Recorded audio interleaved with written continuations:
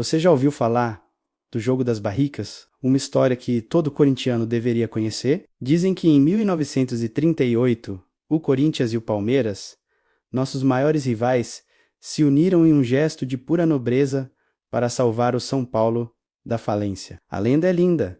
Os torcedores iam ao estádio e jogavam dinheiro dentro de barris para ajudar o clube rival. Seria um dos momentos mais épicos, da história do futebol, um exemplo de fair play que atravessaria gerações.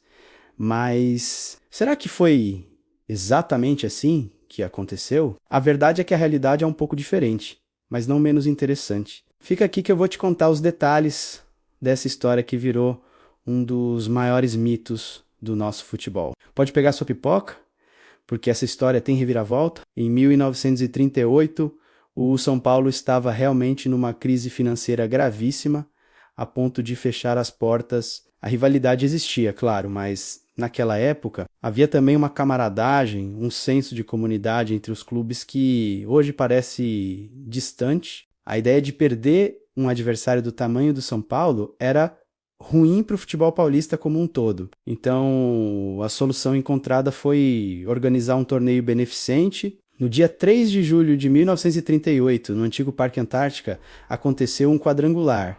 Quem participou? Corinthians, Palmeiras, Portuguesa e o próprio São Paulo. O objetivo era claro: toda a renda arrecadada com os ingressos seria destinada para salvar o tricolor paulista. A própria Federação Paulista de Futebol abriu mão da sua parte da bilheteria. Foi um ato de união real para manter o futebol de São Paulo forte. Mas e os famosos barris cheios de dinheiro? Aí é que a história vira lenda. Apesar de o nome Jogo das Barricas ter pegado, não existe absolutamente nenhuma foto, nenhuma reportagem da época, nenhum registro oficial que comprove a existência desses barris na entrada do estádio. Ninguém encontrou uma prova de que os torcedores realmente jogavam dinheiro neles.